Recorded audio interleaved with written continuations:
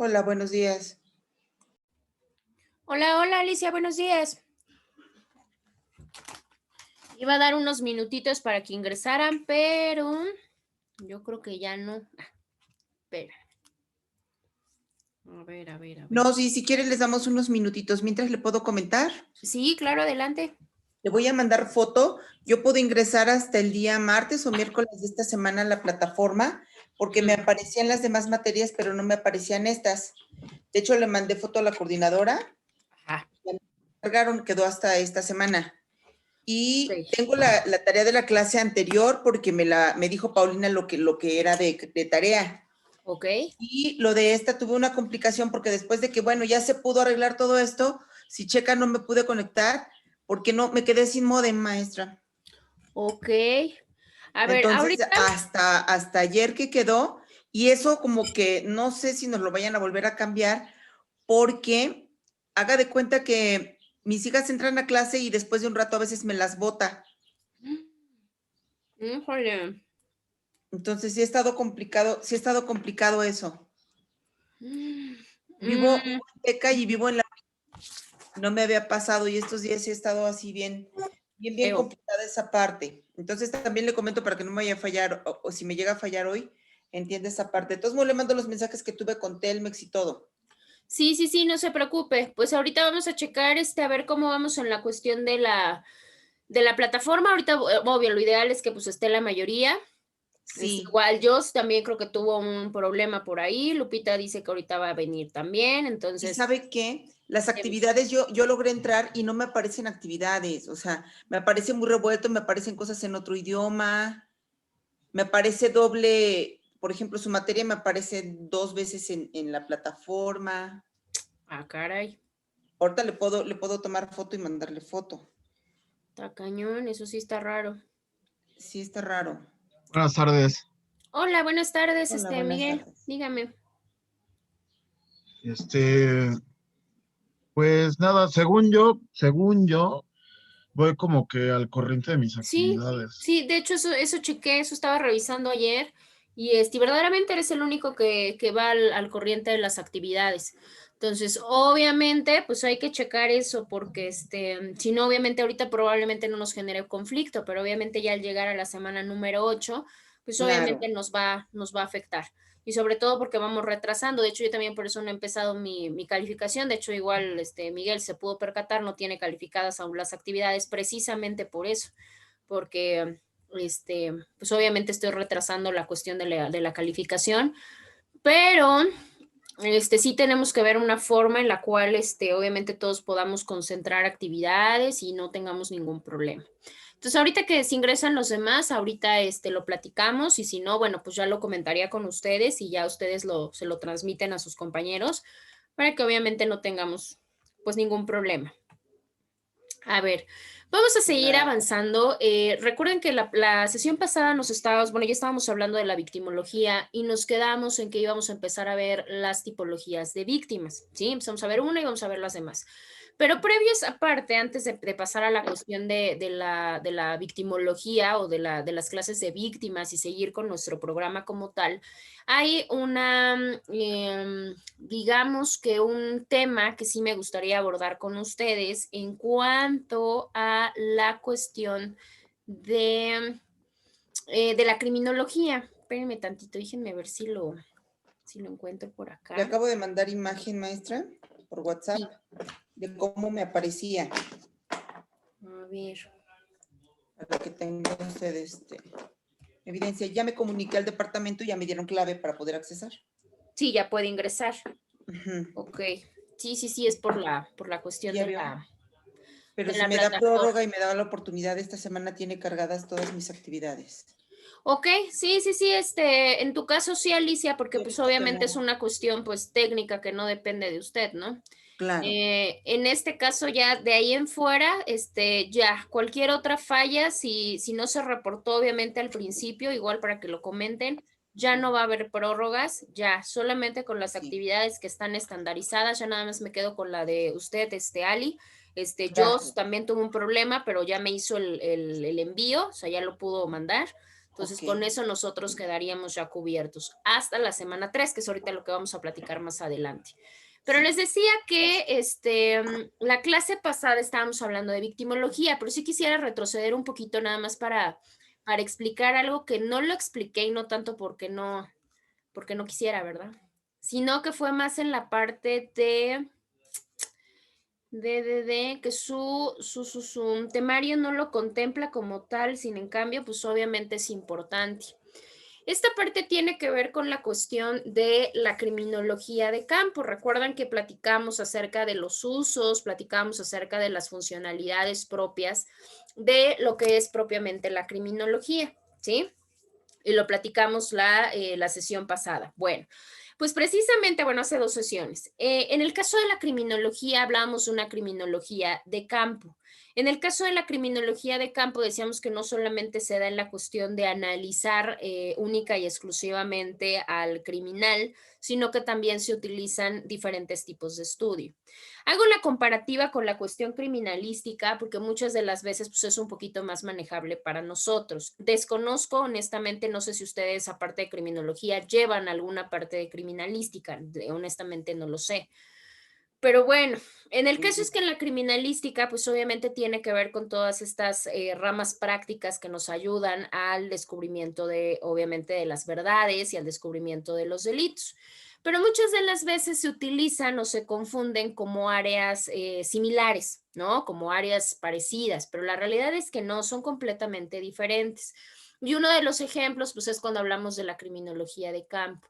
Mientras en la criminalística hablamos del lugar de hechos y el lugar de hallazgo, en la criminología se habla de un escenario problema o inmediato y de un escenario post-problema o postmediato.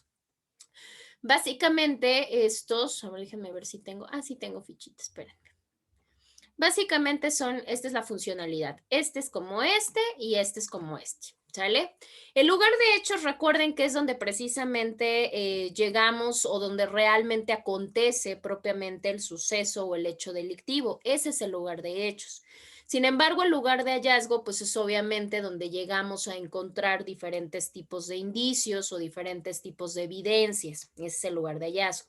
En la criminología se conoce así como el escenario problema, que fue en el que pasó el acontecimiento, o el escenario post-problema, que es precisamente donde se pudieron haber hallado otro tipo de vertientes que nos ayuden propiamente a discernir el asunto.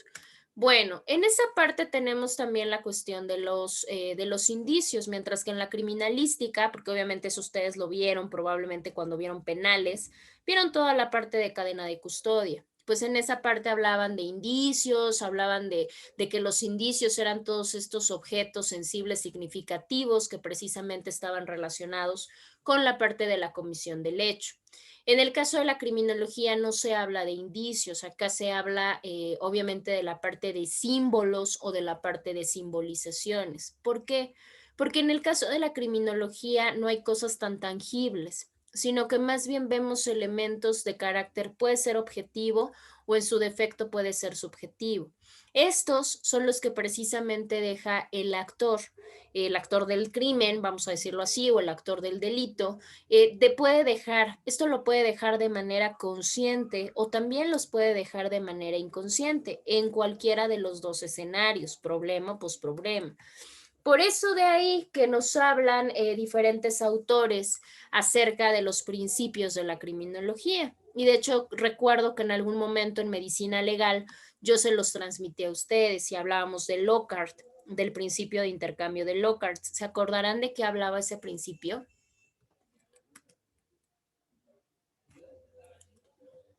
¿Se acordarán? Yo no me acuerdo, abogada. ¿No? Bueno, o sea, no lo recuerdo. Sí me suena, o sea, lo que comentó, pero no, la verdad no recuerdo. No lo recuerdo, no se preocupe. En el caso del principio de Lockhart hablábamos que nos decía acerca del principio de intercambio, que decían que todo victimario se lleva algo de la víctima y toda víctima se lleva algo de su victimario, sea cualquier tipo de símbolo, sea cualquier tipo de rasgo. Es más, el victimario y la víctima dejan de sí muchísimas cosas, obviamente dentro de los escenarios. Y precisamente, pues estos símbolos o estos elementos objetivos es lo que se conoce como símbolos en la criminología y que son los que la criminología va a recabar precisamente para llevar su estudio. Muchas de las veces yo digo, sí, digo, somos abogados, pero al final de cuentas, bueno, si hay alguno que se va para la parte penal, sería interesante tomar una parte como más determinativa en cuanto a la criminología, porque meter una psicología criminal y una criminología juntas en un bloque es completamente imposible, porque obviamente son dos ramas del conocimiento completamente, vaya, enormes y aparte de enormes, pues muy complicadas, ¿no? Como para meterlos así como mitad y mitad, ¿no? 4 semanas para una y 4 semanas para otra, pues la realidad es que es muy complicado. Pero en esa parte, precisamente en la criminología de campo, es donde los criminólogos acuden a los lugares y se encargan de recabar todos los símbolos. Probablemente no es como una recabación de una manchemática que pueda hacer un criminalística, pero sin en cambio sí se fija la parte de la posición de un cadáver. O si se fija en la cuestión de la simbolización que se dejó en un cadáver, si se dejó alguna marca, si se dejó algún escrito, si se dejó alguna señalética que pueda darnos señales de tanto de la víctima como de quién pudo ser el probable victimario. Ahora, para eso precisamente se tiene que dar o la criminología se da a tener diferentes niveles de interpretación y claramente esos niveles de interpretación pues tendrán que ir encaminados a la parte de los escenarios. Vamos a tener diferentes escenarios donde investigar precisamente. El nivel de interpretación lo tenemos. Puede ser una interpretación conductual, una individual y una general. En el caso cuando hablamos de la interpretación conductual, nos estamos refiriendo única y exclusivamente al crimen, ¿sí? A la conducta. Cuando estamos hablando de la parte interpretativa individual, nos estamos refiriendo a la persona. ¿Qué quiere decir? Pues al criminal, ¿no? Al transgresor de la norma. Y cuando hablamos de la interpretación general, nos estamos refiriendo a la cuestión de la criminalidad, o sea, toda la gama completa. Bueno. Ahora, en esta parte, cuando nosotros hablamos de la parte del crimen, o sea, de la cuestión conductual, tenemos que ver si se radica en una conducta o si se radica en un comportamiento. Ahorita vamos a platicar qué es una conducta y qué es un comportamiento. También tenemos que ver si se habla de una lógica o una ilógica problema. ¿Cuál es el modus operandi? Si la conducta se dio por agresión o por violencia, porque muchas veces también las utilizamos como abogados, como sinónimos. Es lo mismo ser agresivo a ser violento y la realidad es que no. La psicología y la criminología, pues obviamente los definen y los estudian con mucho más profundidad. Igual saber si tenemos símbolos o simbolizaciones y obviamente en la parte conductual hasta se puede dar un análisis de rituales. Los rituales pues, nos ayudan a poder determinar la conducta o el comportamiento reiterado de una persona. No creo que cuando hablamos de análisis de rituales estamos hablando así como de rituales satánicos y ese tipo de cosas. No, los rituales es como esto que hacemos de una forma tan detallada y tan sagrada para nosotros que lo hacemos casi, casi como si fuera una religión, así. Por eso se llama análisis de rituales, no porque necesariamente tenga que ver con una cuestión satánica o con una cuestión religiosa. En la parte individual, cuando se encarga de estudiar al criminal, ahí tenemos que ver en qué escenario personal se encuentra, cómo está su psique, o sea, cómo está su cuestión mental, cómo están funcionando sus hemisferios cerebrales, porque recuerden que también hablamos de una parte biológica y eso sí lo comentamos, y claramente la predisposición sensorial. ¿Qué quiere decir? Pues qué tanto somos como susceptibles a poder realizar o a poder cometer una cuestión de crimen. Esto es parte obviamente de un estudio, no todos tendríamos la potencialidad para poder cometer diferentes tipos de crímenes, no será lo mismo un robo, a un fraude, a un homicidio, por poner ejemplos. Y cuando nos vamos en la cuestión general, que es la parte de la criminalidad, pues ahí ya tenemos que ver más cuestiones relacionadas con la sociología también. ¿Qué quiere decir? Pues cómo interactúa, cómo se da el escenario de interacción del criminal, cuál es la relación entre la cuestión del criminal y la víctima, cuáles son los medios de control social que tenemos, cuál es la cultura que radica en su medio, obviamente el modus operandi, la conducta, conducto comportamiento, agresión o violencia, sus hemisferios cerebrales y su predisposición sensorial. Si nos damos cuenta, en la parte de la criminalidad, el estudio es más grande. ¿Por qué? Porque obviamente la criminalidad pues tiene que ver con una cuestión social y colectiva.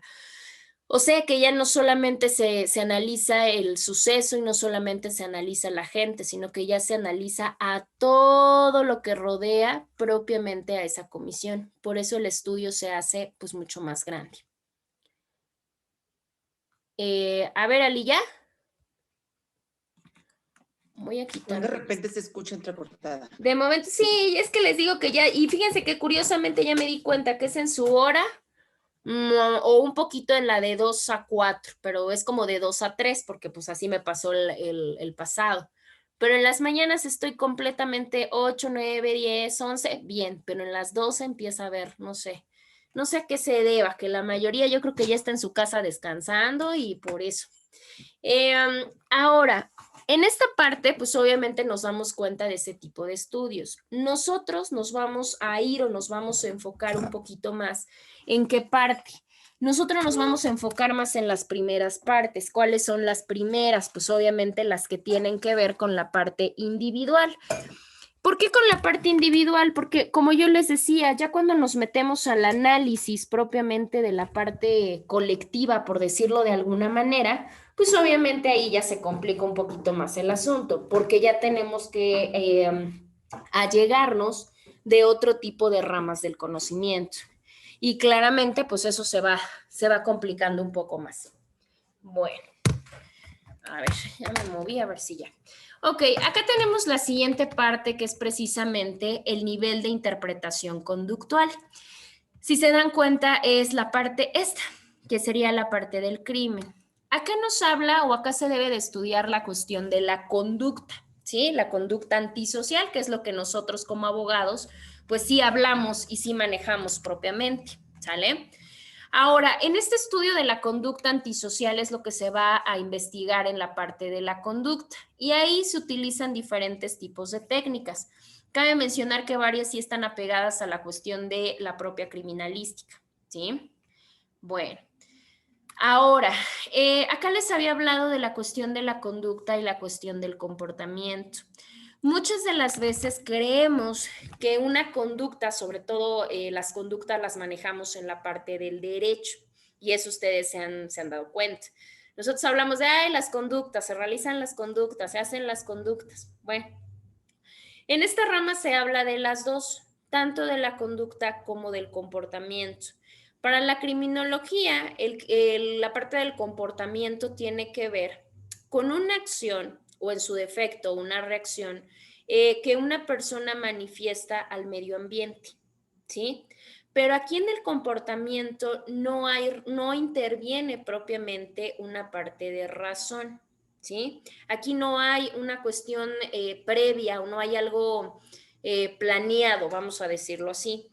En el comportamiento es algo que se da pulsional, o sea, que sale. Eso es un comportamiento, ¿sí?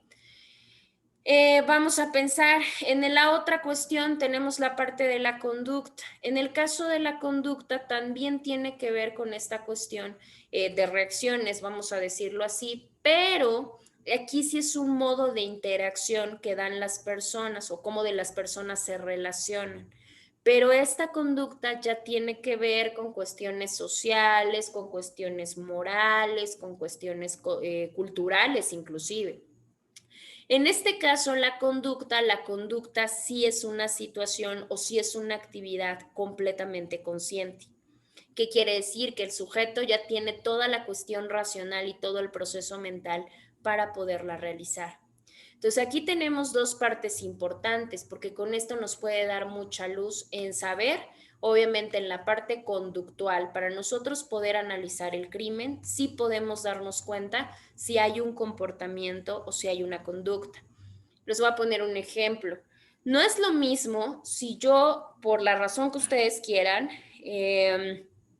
privo de la vida a alguien a través de, no sé, un balazo, en defensa propia, en lo que ustedes quieran. Ahí hay un comportamiento, porque al final de cuentas no hay algo, no hay una parte de raciocinio, no hay un plan, no, simplemente fue una reacción. Pero ¿qué pasa si yo la investigo, si yo le busco los modos de cuando la persona se encuentra sola y aparte de todo eso yo la torturo y no solamente le doy un balazo, le doy 15? Obviamente ahí ya no es un comportamiento, ahí ya es una conducta. ¿Por qué? Porque ahí sí ya hubo una actividad que ya planeó, que ya concientizó y exactamente, y que claramente pues ya se vio esa planeación. Entonces ahí está la gran diferencia entre una y otra. Y eso pues nos va disipando un poquito de qué tipo de persona o qué tipo de criminal estamos hablando. Por otro lado, el que les comentaba hace un momento, que también lo solemos utilizar como una parte de sinónimos. Tenemos la parte de la agresión por un lado y tenemos por otro lado la parte de la violencia.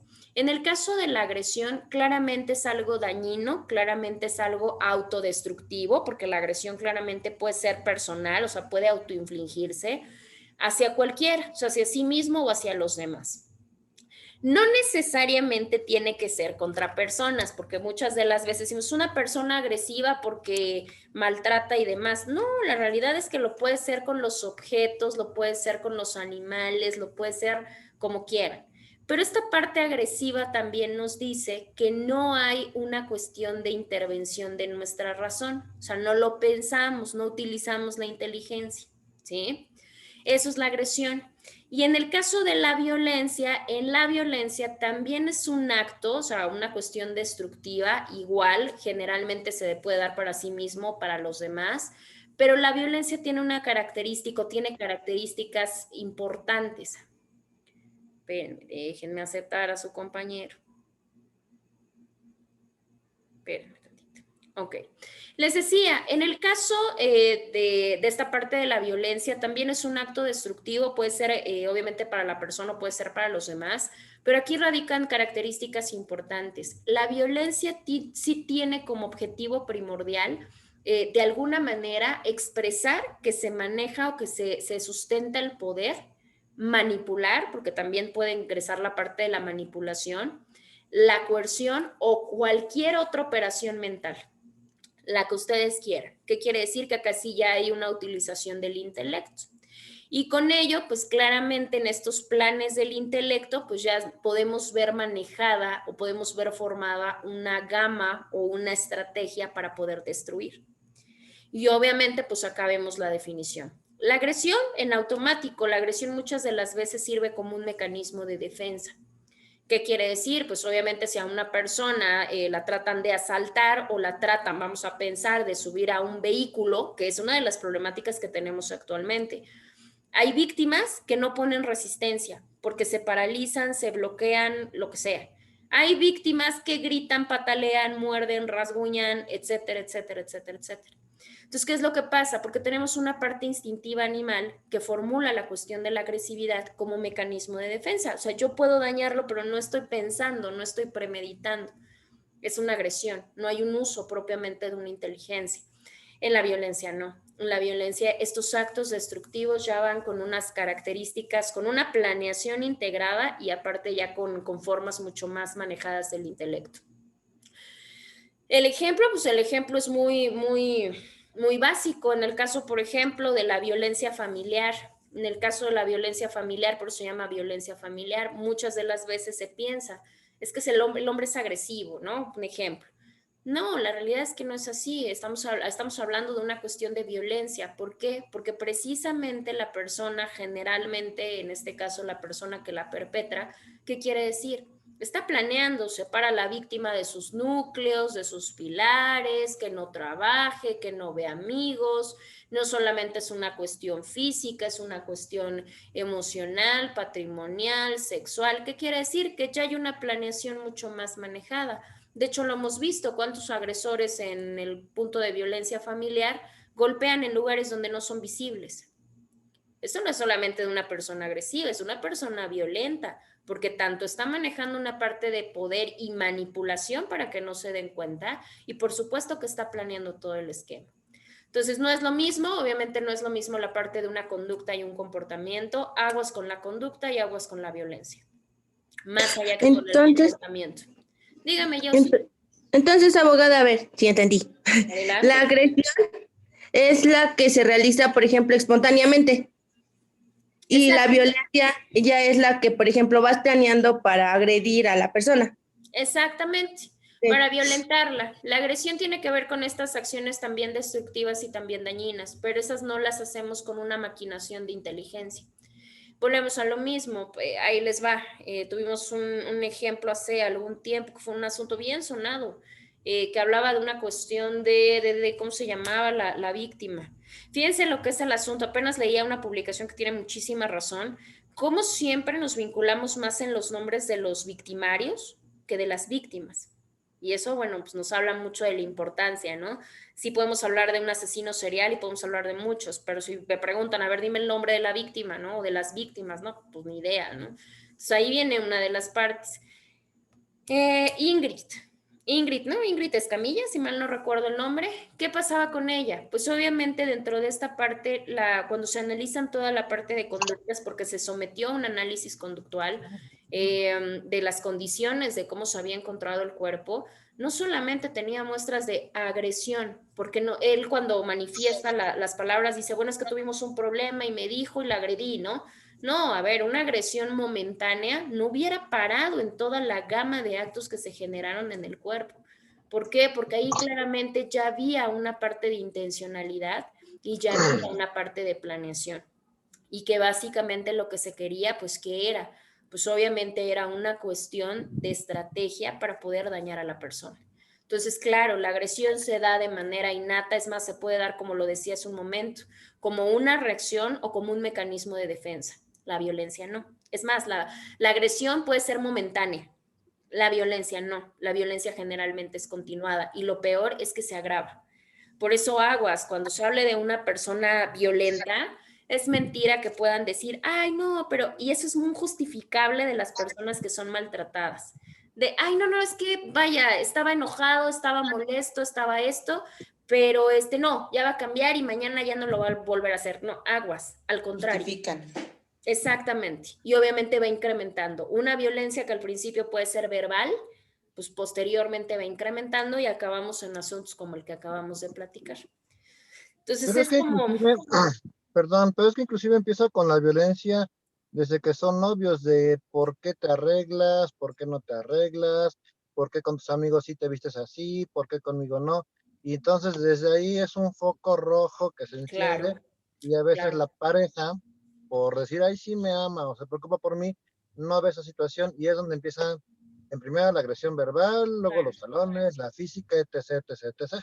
Claro, verdaderamente, y como le dice su compañero, cuando hay esta parte específica del por qué, de que yo no te estoy diciendo que a qué horas vienes, por qué vienes, con quién, o sea, no es porque yo sea celoso o celosa, es porque yo te cuido, yo te protejo, eso es una parte de manipulación. Entonces, estamos hablando que no es una persona necesariamente agresiva, es una persona violenta. El problema de esto, pues, es que las víctimas, y lo vamos a ver en las tipologías de víctimas, las víctimas tratan de justificar esa participación. O sea, ¿qué quiere decir? Que pues no se les da la carga o no se le toma. A ver, el hecho de que a mí me minimices, por ejemplo, o sea, no quiere decir nada. O sea, la realidad es que estamos jugando. Esas típicas Qué bromitas grave. son bien comunes. Yo las he escuchado 50 millones de veces. O sea, esas bromitas de, ay, no, no, mi amor, a ver, ay, no seas tontita, no, ¿cómo crees? No es así. Vaya, ¿qué es lo que pasa? De momento se toma juego, se toma broma, pero al final de cuentas sí formula una parte de violencia. Y cuando empieza a seguir, a seguir, a seguir, y ustedes platican con una persona violentada, tuvo todo este esquema y todo este camino recorrido. ¿Qué quiere decir?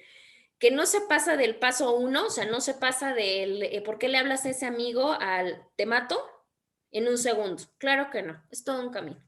Y obviamente esa es la parte complicada, porque ya cuando sí se tiene la oportunidad todavía de hablar con la víctima va, es que sí me controlaba, es que sí me decía cómo vestir, es que sí me decía con quién salir, es que sí me hizo tales espectáculos, es que sí. Entonces ya vamos dándonos cuenta que tenemos una señalética impresionante, pero desgraciadamente pues es uno de los problemas, ¿no? Que pues no se visualiza a tiempo.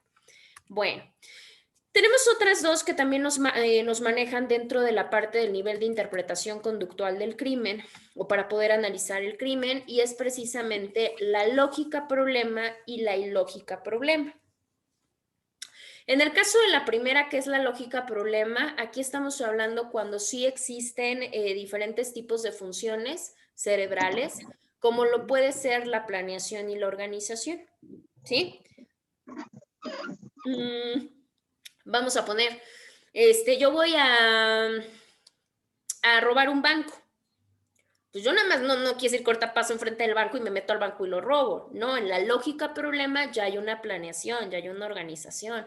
¿Cuándo? ¿Cómo? ¿Quién me puede ayudar? ¿Quién sería mejor para esto? ¿Dónde traslado? ¿Cómo mueve el dinero? ¿Cuáles son los riesgos? Esta es la lógica problema. Esto generalmente se le considera o se le conoce dentro del mundo de la criminología de campo como un ilícito racional, ¿sí? Porque muchas de las veces el sujeto lo que hace es justificar la acción criminal o la acción criminógena, ¿sí? Él trata de racionalizar su conducta. Volvemos a poner el ejemplo claro de lo que estamos comentando ahorita de la violencia o de la violencia familiar, que pues propiamente ya está tipificada, ¿no? Tanto en civil como en penal. La lógica problema radica en que el sujeto propio trata de justificarse. Dice, mi conducta es racional, o sea, yo no soy violento, es que se lo merece, es que lo hago por su bien, es que lo hago para que se cuide, es que lo hago porque la amo. Todo ese tipo de cuestiones forman parte de la lógica problema, que el sujeto trata de escudarse o trata de buscarle razón a su actividad. Así funciona. Y en el caso de la ilógica problema, esto tiene que ver con una acción producto propiamente de una reacción del sujeto. O sea, el sujeto reacciona, ¿no? ¿Qué quiere decir? Que sí se habla de una transgresión, pero de carácter irracional. Acá es completamente una cuestión impulsiva. ¿Sí? Ahora, en esta parte de la cuestión impulsiva, ¿por qué? Porque hay muchas cosas. Hablábamos en algún momento, recuerdo, de la parte de los homicidios en estado de emoción violenta. Obviamente todos ya tienen una edad considerable, ya no están tan chavos, entonces sí se acuerdan. Entonces, había esa modalidad en la cual el homicidio, obviamente que presentaba ciertas características, tendía a tener atenuantes o excluyentes, como lo era la emoción violenta. ¿Qué quiere decir? Pues obviamente un esposo, vamos a pensar, que ingresaba a su domicilio y veía a su esposa con otra, con otro, ¿qué es lo que pasaba? Pues agarraba y la persona sacaba, no sé, un arma de fuego y los mataba a los dos. Y la justificante era de, pues es que estaba en un estado de emoción violenta, imagínense el shock que le pudo haber provocado. Ese era como el argumento básico, ¿no? Obviamente con eso pues empezaron a haber problemas, porque una ya no se justificaba propiamente y muchas otras conductas trataron de justificarse bajo esa figura. Y obviamente pues eso generaba problemas, ¿sí? Esas reacciones. Pero sin en cambio sí cabe mencionar que sí hay delitos que se perpetran a través de ¿qué? Pues a través de una descarga impulsiva. Y esta descarga impulsiva, pues obviamente se formula a través de una ilógica problema. Cuando hablamos de descargas impulsivas, claramente hablamos de que son las que no se manejan tan bien. ¿Qué quiere decir? Aquellas que se manejan con lo que acabamos de platicar, con una agresión o con un comportamiento. ¿Por qué? Porque no mido, no pienso, no razono, simple y sencillamente, pues actúo. Eso forma parte de una ilógica problema. El ejemplo que les acabo de poner, bueno, yo no dudo que sí sea una cuestión de emoción, que si yo llego y encuentro a mi esposo, a mi esposa haciéndome infiel, sí lo entiendo. Pero pues en ese momento vaya, pides el divorcio o probablemente golpe o probablemente te salgas o no lo sé. Pero no sacas una pistola y les das 5 balazos a cada uno. ¿Me explico? Entonces ahí actúa un poquito la parte de la ilógica problema. Fabi, ¿quién será Fabi? ¿Será Lupitán? ¿No saben? No sabría decirle. Creo que sí. porque dice que Sí. la laptop la prestan Ah, entonces igual y sí. A ver, vamos a ver. Vamos a ver si sí. Espérenme y no la tantito. sacamos. Y no la sacamos. No, sí, porque luego ha habido así como algunas problemáticas con eso. Pues creo que la semana pasada, en la hora que estábamos nosotros, en otro grupo, creo que a esa hora se metieron a una sesión con un nombre medio chistoso, pero pensaron y se confiaron hasta que ya vieron la intervención y pues era alguien ajeno, ¿no? Sí, sí es Lupita, ¿ya ven? Ahí está. Sí, ¿verdad? Perfecto. Bueno. Ay, no sé por qué dice Fabi. Sí, por eso es lo que les digo. ¿Y quién es Fabi? Le digo, ha de ser Lupita, como me avisaste, hija, ha de ser Lupita. Y ya digo, bueno, la dejamos pasar, y ya dice tu compañero, y si no es, pues ya la sacamos. Pero bueno, no, ya ves, sí, perfecto, ok. Sí, es que la otra vez nos dijo que creo que la lab era de su mamá o del hospital y pues no sabía cómo configurar el nombre. Pues dije, ha de ser Es cierto, Lupita, porque ese problema sí, tuvo la bueno, vez pasada. exacto, sí, sí, sí, pero bueno, pues ya está acá Lupita. Bueno, ahora siguiendo con esta parte, lo demás que tenemos, obviamente que también forma parte de esta cuestión de necesariamente la parte del crimen, pues obviamente se tiene que analizar no solamente si el actor genera un comportamiento o una conducta, si es agresivo o violento, si actúa a través de una lógica o una ilógica problema. También es interesante y es oportuno tener que analizar pues todo lo relativo a su forma de operar. ¿Qué quiere decir? Pues a lo que conocemos generalmente como modus operandi. Tenemos un autor igual criminólogo que es Deinstein y nos dice que precisamente el modus operandi tiene que ver con la manera de actuar. ¿Qué quiere decir? Que se describe propiamente como un legajo específico que le corresponde a cada uno de los transgresores o a cada uno de los delincuentes. Esa es su definición de su manera de actuar, por decirlo de alguna manera. Ahora, tenemos diferentes tipos de postulados. Tenemos unos postulados que se llaman la regla MOM, que son muy utilizados por los criminólogos de campo. Estos postulados de la regla MOM son establecidos por González de la Vega y él básicamente lo que nos dice o lo que nos hace es la forma de cómo se aborda la investigación de cualquier quehacer delictivo. ¿Qué quiere decir? Pues obviamente la manera de cómo se puede hacer esta investigación a través de cómo actúa la propia persona, ¿sí? ¿Por qué se llama MOM? Esa sería una de las primeras situaciones. La primera M viene de la parte del móvil o el motivo de la conducta, o sea, qué fue lo que se motivó propiamente a que se pudiera ejercitar la conducta. Tenemos la O, que es precisamente de las circunstancias de oportunidad. ¿Qué quiere decir? Pues todas aquellas que se buscó o que de alguna manera se le presentaron al delincuente para poder perpetrar el hecho. Y la última parte, que es precisamente la otra M, que es el modo de ejecución. ¿Qué quiere decir? La manera de cómo tuvo que realizar la conducta. En el caso del motivo, bueno, los motivos son varios, por eso siempre escuchamos como la terminología, ¿no? Un homicidio, bueno, pues fue un homicidio por situaciones pasionales, ¿no? O fue no sé, ¿sale? En el caso de las circunstancias, pues no es lo mismo, vamos a pensar en un robo. Pues obviamente en los robos, pues cuáles serían las circunstancias de oportunidad, pues obviamente que las cerraduras no fueran buenas, que no se tuvieran los suficientes elementos de seguridad, que no se tuvieran cámaras, que yo casi no estuviera en mi propiedad, pues esas son circunstancias de oportunidad que se aprovechan por parte del delincuente pues para poder perpetrar el asunto. Y el modo de ejecución ya tiene que ver con la parte de cómo se realizó. Vamos a pensar en el robo.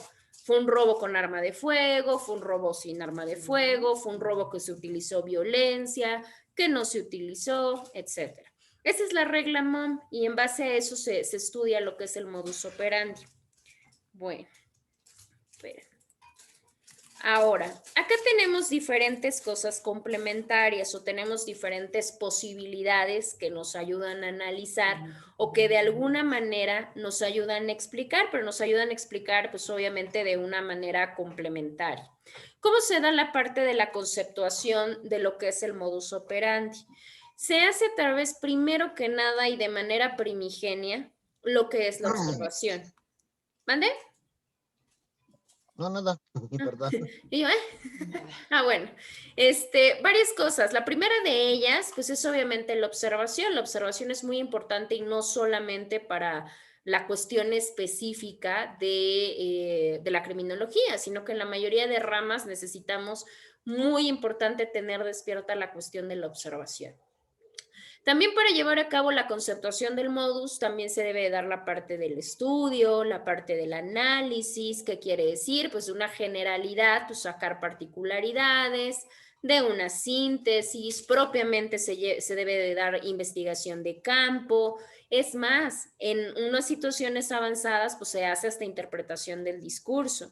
Y a raíz de todo esto, pues se sacan las hipótesis, ¿no? Los supuestos, el cómo pudo y el por qué pudo surgir. En la interpretación del discurso, pues obviamente ya va más enfocado, más allá de la criminología, pues a la parte de la perfilación, porque pues obviamente se tiene que ver cómo gesticulan, se tiene que ver la tonalidad o la modalidad de la voz, ya se tiene que ver la forma o la utilización de palabras que utiliza en este caso el delincuente. Y obviamente se van detallando, se van puliendo cierto tipo de detalles que utilizan los criminólogos para pues claramente tener que dar un modus operandi ya mayormente detallado, por decirlo así. Ahora, tenemos diferentes tipos de modus operandi, no todos son iguales, tenemos una clasificación general, vamos a decirlo así. Por un lado tenemos el primero se llama empírico, es un modus operandi empírico. Generalmente es cuando el delincuente o el transgresor actúa solamente por una cuestión de comportamiento. Ya platicamos qué es el comportamiento. Solamente es una parte de comportamiento-reacción. Y en ese caso estamos hablando de que el escenario problema, o sea, en lo que conocemos generalmente como lugar de hecho, vamos a encontrar símbolos que los equiparamos a los indicios que son dejados al azar. ¿Qué quiere decir? Que estaríamos hablando de un perpetrador de carácter torpe o estaríamos hablando de un perpetrador de ocasión, o sea, que solamente vio la oportunidad y lo hizo. Nada más, de ese tipo de personas estamos hablando. En el modus operandi empírico. También generalmente se da cuando apenas empiezan a delinquir. Pues obviamente no son cuidadosos, actúan por reacción, actúan por comportamiento, no planean, no organizan y todo lo van dejando. Es más, hasta van dejando huellas o indicios por todos lados. Ese es el modus operandi empírico, perdón. Ay, esperen. Entonces, el modus operandi empírico es solo vio el momento y lo aprovechó. Bueno, el momento, sí, son más oportunistas y son más torpes. Ok, perfecto. O muchas de las veces pues, los podemos llamar como inexpertos, por decirlos así. Okay. De hecho, acá tenemos la caracterización de cómo podemos nosotros visualizar a un modus operandi de carácter empírico. Lo vemos, tiene la característica de ser torpe. Muchos de ellos dejan hasta elementos o dejan objetos destrozados, porque obviamente hacen y deshacen y no miden esa parte. Entonces dejan objetos más o menos destrozados, obviamente nos dejan ver que no hubo gran parte de funcionalidades, como lo puede ser la cuestión de la hipótesis de trabajo, o sea, no iban con una idea del paso por paso, ¿me explico? Se puede argumentar que en este caso hay ilógica problema, ya platicamos qué es la ilógica problema, que tiene que ver también con esta cuestión de reacción. Solamente se orienta un poquito utilizando las funciones mentales superiores. ¿Qué quiere decir eso?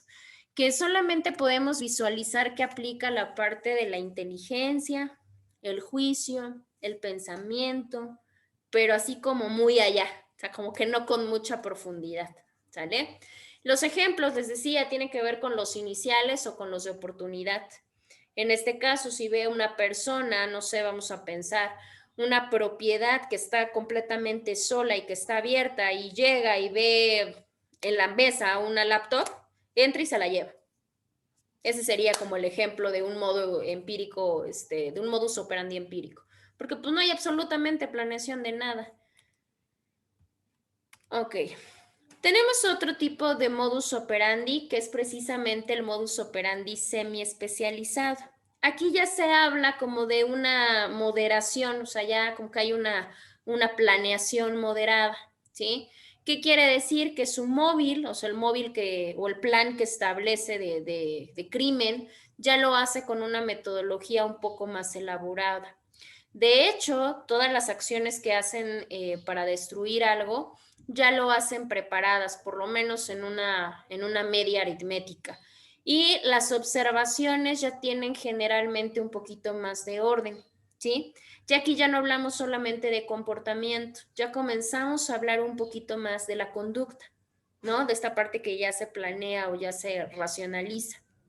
Bueno, ¿qué estructuras o qué podemos ver propiamente en este tipo de criminales? O sea, la utilización. Aquí utilizan un poquito más de funciones mentales, porque ya no solamente utilizan las básicas, ya empiezan a utilizar el pensamiento, la inteligencia, la razón, es más, en algunos casos hasta la conciencia, dependiendo.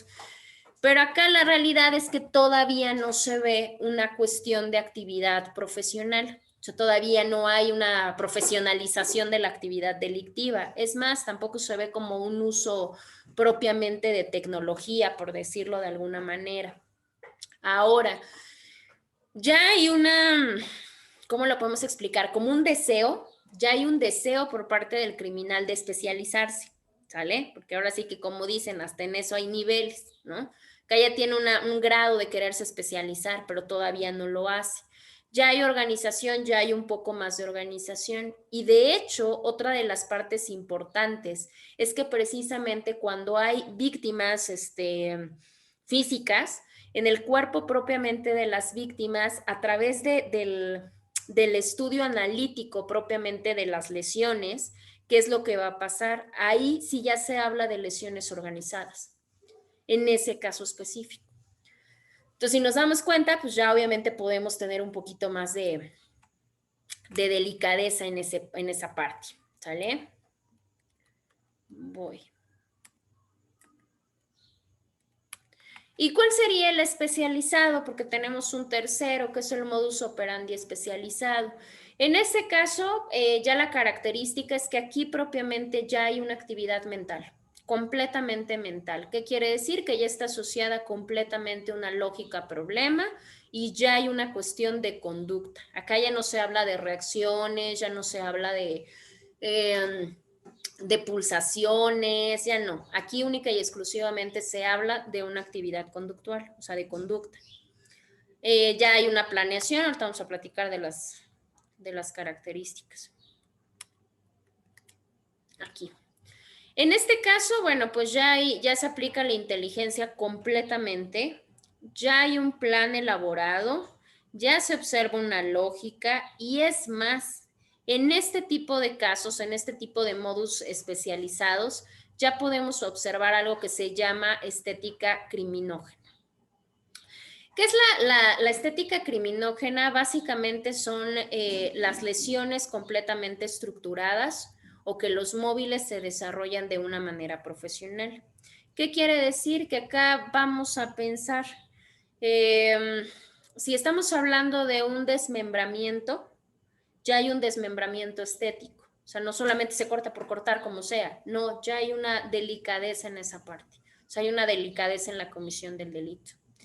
En este caso se dice que precisamente en el caso del modus operandi especializado, ya tiene que ver mucho la parte emocional y la parte de conocimiento propio que tienen los delincuentes o que tienen los transgresores.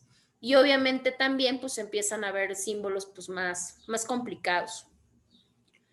Sí, yo no hay ningún problema. Es que voy leyendo el chat y así me voy.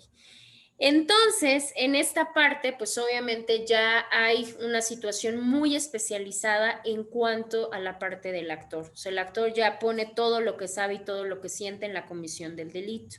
De hecho, muchos de ellos ya tienen que ver con la parte de excentricidades. Generalmente acá sí hay víctimas físicas o se puede ver también en la parte de delitos de cuello blanco. Serían como los ejemplos más claros. ¿Qué quiere decir? Pues pueden ser los fraudes, por un lado, o hablamos en una víctima de integridad física, un asesino serial especializado, por ejemplo. Les decía, acá ya hay generalmente desmembramientos, ya hay descuartizamientos, pero obviamente llevados de una manera profesional y bajo un sentido.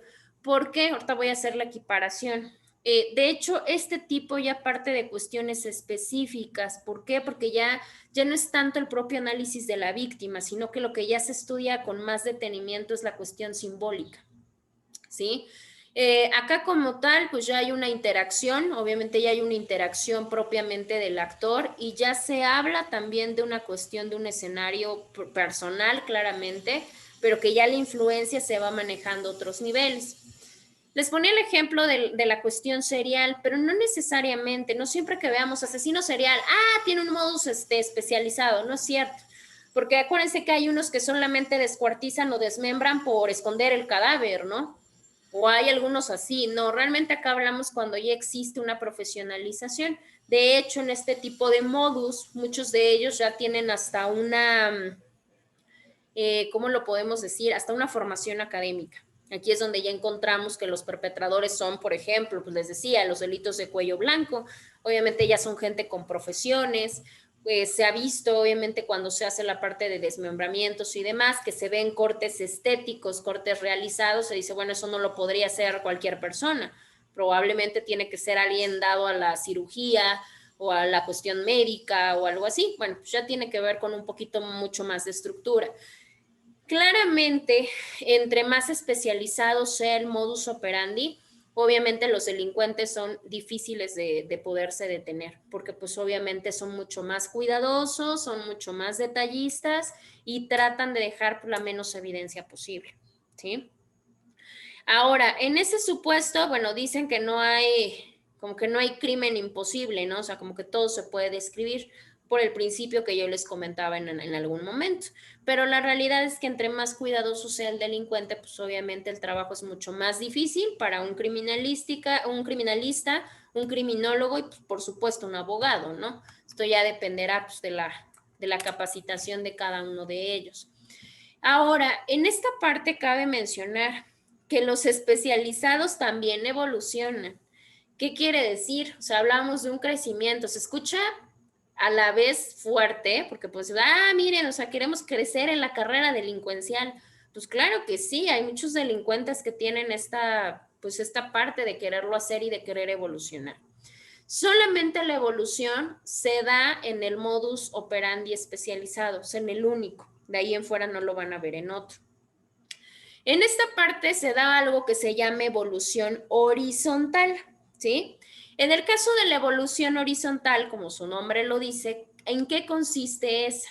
Esa consiste básicamente en que la especialización del delincuente solamente se va a dar en una modalidad delictiva, solamente en una, ¿sale? ¿Qué quiere decir? Digamos que el perpetrador no va ni para atrás ni para adelante, ¿sale? O sea, se queda en esa misma línea, ¿sí? Ahora, en ese caso se aprecia que esa evolución se puede dar entre 6 meses y entre 2 años. Es como ustedes, pues obviamente van a ser abogados y van a tener una evolución, por supuesto, y esa evolución pues la van a ver en un determinado tiempo, no va a ser igual a cuando salgan y comiencen a posteriormente 6 o 2 años, claramente se van a volver más profesionales. Lo mismo pasa con los delincuentes. La parte de la evolución horizontal, pues obviamente estaríamos hablando que se aprende o se alcanza este grado de especialización entre los 6 meses y los 2 años aproximadamente. Las personas que manejan esta evolución horizontal pueden ser duales. ¿Qué quiere decir? Que pueden trabajar solos o en su defecto pueden trabajar en grupo. Sin en cambio, este tipo de individuos generalmente está en constante capacitación o en constante actualización. ¿Qué quiere decir? Que pues obviamente van buscando diferentes herramientas para aprender. ¿Qué quiere decir? Hasta diferentes personas que, a ver, si yo, no sé, robo a transeúnte y tú robas en transporte público, a ver, pásame tus tips, ¿no? Pues así funciona. Bueno. En este caso el tiempo de avanzado, porque pues obviamente tienes que llevar un trayecto, tienes que llevar un camino de especialización, la modalidad propiamente puede darse hasta de los 3 años hasta los 10 años. ¿Qué quiere decir?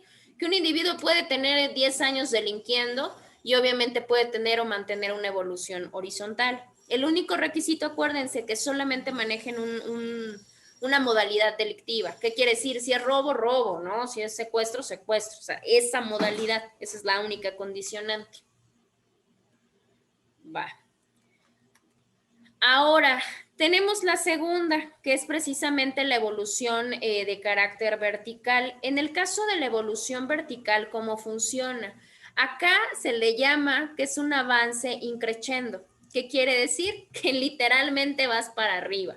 Aquí en este caso el sujeto ya tiene como una gran parte de herramientas o tiene una gran parte de posibilidades para poder aprender más y para poder desarrollarse en acciones que nunca se le ocurrieron. ¿Sí? ¿Por qué se dice que es increciendo? Se dice que es increciendo por una simple y sencilla razón, porque aquí las modalidades sí cambian y generalmente las modalidades van de menores a mayores, van de simples a complejos, ¿sí? ¿Por qué? Lo que yo les comentaba hace un momento, pues obviamente, ¿qué pasa si tengo una persona que se dedica al robo a transeúnte, pero posteriormente ya se dedica al robo a casa habitación, por ejemplo? Y ya después, pues ya no nada más se dedica al robo a casa habitación, ya se dedica al secuestro. Entonces, ¿qué pasa? Pues obviamente ahí va evolucionando, pero va evolucionando para arriba, de menor a mayor, de que era mucho más sencillo robarle la bolsa a alguien en la calle, a meterse a la casa de alguien o a subir a alguien a su vehículo para secuestrar. Obviamente la modalidad pues va cambiando. Esta pues es una de las evoluciones más delicadas y desgraciadamente en el camino criminal, una de las que más se ve, porque obviamente se van puliendo y se van volviendo expertos con el paso del tiempo. Adelante, Alicia. Apenas estaba viendo El Criminalista Nocturno en YouTube. No, hombre, qué fuertes casos ponen y lo empecé a ver precisamente por esa parte. Ya no supe, pero por ejemplo, en relación a lo que dice de increciendo, el mentado Mucha Orejas así inició, ¿no? Empezó con delitos muy pequeñitos hasta el secuestro. Claro, efectivamente, y es que es parte de la carrera criminal. Y cabe mencionar, una de las, decimos, bueno, pero ¿cómo se da esta parte de desarrollo y aprendizaje de las actividades delictivas? Como si estuviéramos hablando de, vamos a tomar un curso de derecho, ¿no? No, pero la realidad es que por eso la Escuela Máxima del Delito, pues son nuestros centros de reinserción social. Entran personas que roban una cartera, no, hombre, y salen, pero miren, con una maestría y doctorado en comisión de delitos, o sea, sí, y déjense de eso, no solamente salen con el adiestramiento, salen ya con el equipo de trabajo, o sea, es increíble, porque pues obviamente ahí hacen sus amistades y de ¿a qué te dedicabas? No, pues a robo de carteras, y tú no, a robo de casa habitación, no, hombre, pues cuando salgamos, equipazo. Universidad del Crimen. Entonces ahí tenemos una de las, tristemente, un lugar que debería de ser para minimizar o para eliminar este tipo de conductas, resulta que nos da la evolución vertical, para que obviamente si ya traes algo, pues sigas más adelante, cómo frenarte, ¿no? En tus ambiciones. Entonces la realidad es que ahí es donde se vuelve muy complicado. Es difícil, sí, porque por supuesto que si nosotros investigamos el que ustedes quieran, ustedes investigan y preguntan, a ver, tal, el que a ustedes se les venga a la cabeza, que se dedica al delito que sea, se hace una investigación verdaderamente de su trayectoria criminal y por supuesto, empezaron con delitos menores y se fueron para arriba. Entonces, pues sí es de cuidado.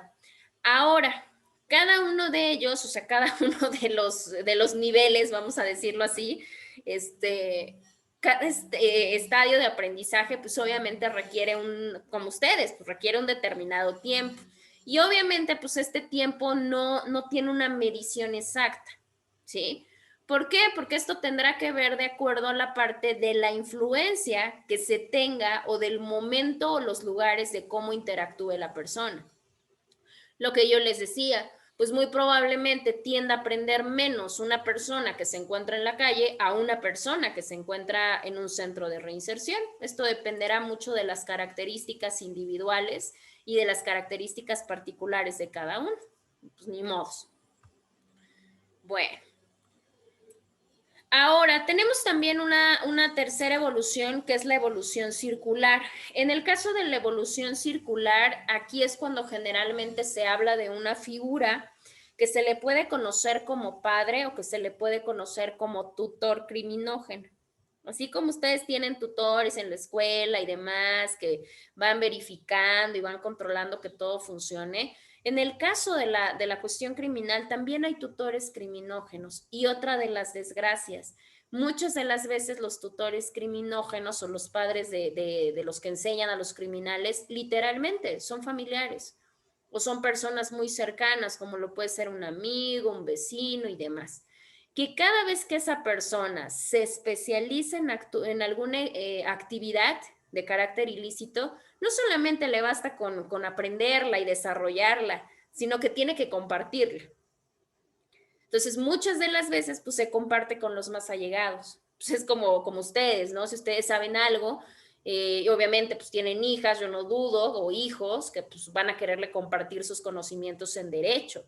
Pues aquí pasa lo contrario. Pues obviamente si yo soy excelente porque llevo 20 años dedicándome al robo, pues ¿qué es lo que viene? Pues que yo ya tengo un adolescente y a quién creen que le voy a enseñar el oficio de la familia, pues al hijo. Entonces, ¿qué pasa? Pues obviamente ahí se convierte en una cuestión de tutor criminógeno. Entonces, pues obviamente en esa parte, ¿qué es lo que va a pasar? El tutor propiamente o la persona que se está encargando de la enseñanza ya va a hacer sistemas, porque como ya lleva tiempo en esa práctica, ya hace sus propios métodos, ya tiene hasta sus propias estrategias, ya le pasa toda la parte en este caso, su tutorial. Entonces, es lo mismo que yo les puedo decir, ¿no? A ver, yo los estoy enseñando, yo les digo que esto sí lo ven en la práctica, esto no es cierto. Pues de la misma manera, el tutor criminógeno, pues ya pasa todos los trucos y los tips y los consejos, para que la persona, su tutoreado, su pupilo, pues pueda llevar a cabo la cuestión, criminógena. Acá pasan dos cosas, también cabe mencionar. Podemos tener alguno que maneje artificios de manipulación, claro. Obviamente porque pues crecer en una familia en ese tipo o en esa modalidad es un poquito difícil salir de la ideología, una. Otra, muchas de las veces sí se maneja el artificio de manipulación. ¿Qué quiere decir? Los familiares o los amigos. Si tú no haces eso y si tú no generas y no sigues realizando esta actividad, voy a matar a tu mamá, ¿no? O voy a matar a tus hijos, o voy a... Ah, bueno, pues eso es sí hay unos artificios de manipulación, pero algunos no son necesariamente manipulación, simple y sencillamente, pues las personas desgraciadamente nacen en eso. Ejemplo de evolución de modus operandi circular. Podría ser el punto del proxenetismo. ¿Qué quiere decir?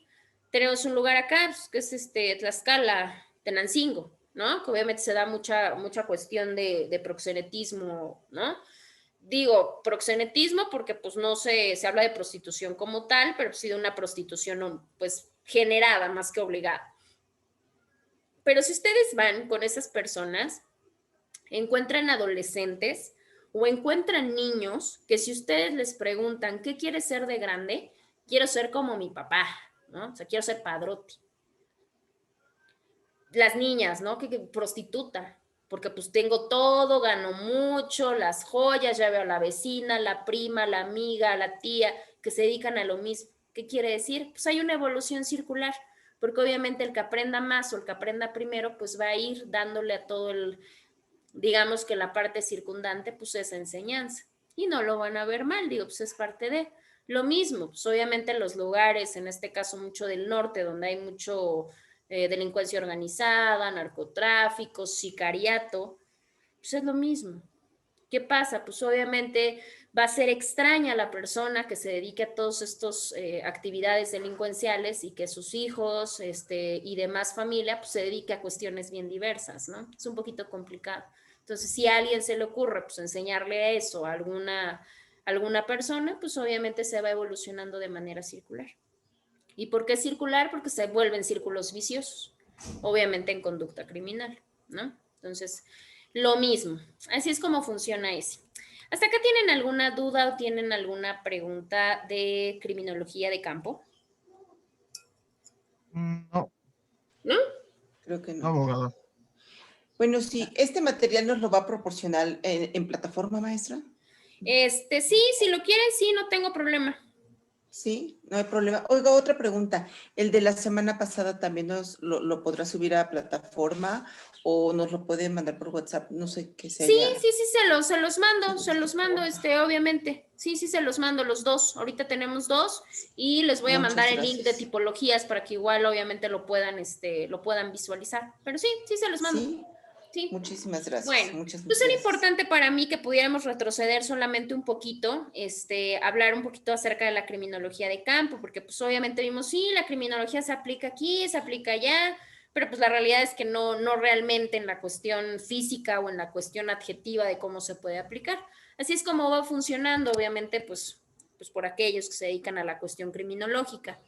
Ahora, nosotros la sesión pasada, precisamente, estábamos en la parte de victimología, ya habíamos acabado crimi y ya estábamos en la parte de víctimo. A ver, déjenme ver. Ya les aparece, ¿verdad?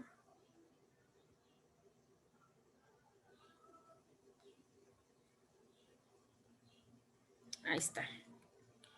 Bueno, según esto, nosotros estábamos por... Espérenme tantito. Es que voy a cerrar esta. Ok. Aquí estábamos en víctimas, ya dijimos que era la victimología, dónde se aplicaba, qué hacía, y aquí nos habíamos quedado, si mal no recuerdo, en los tipos de víctimas que nos manejaba Azúa. Sí, sí los acabamos de ver.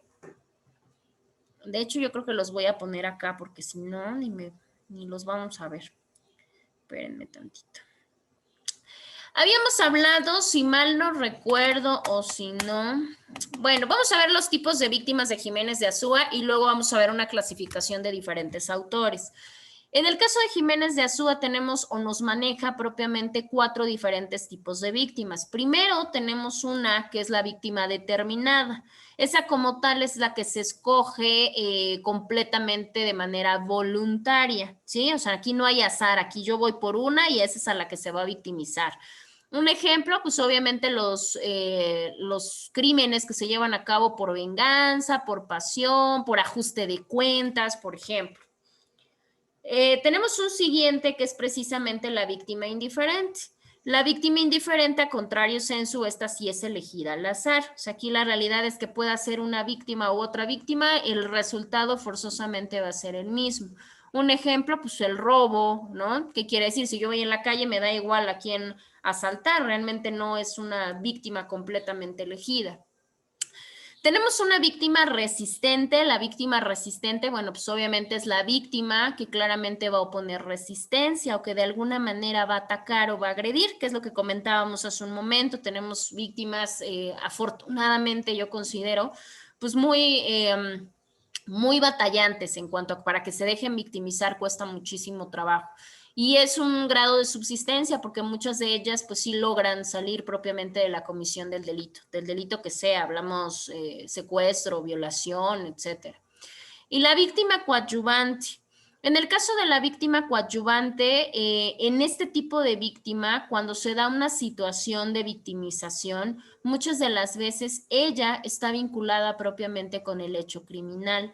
Por eso se dice que esta víctima coadyuvante es aquella que muchas de las veces participa hasta en la propia comisión del delito.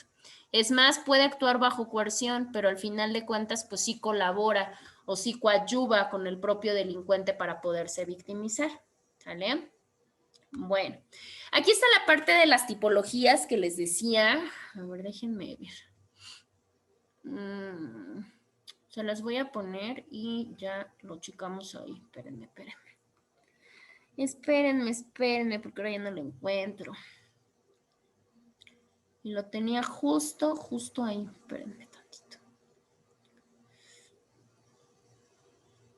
Y es como es de slide, obviamente tarda más en cargar. Ok. Espérenme tantito. Y es que aparte no quiero cerrar su plataforma por lo que les comenté hace rato, para saber cómo vamos ahí.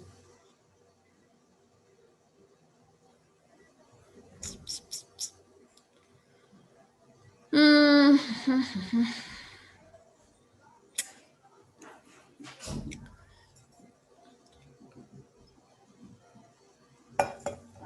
Ahí está, voy.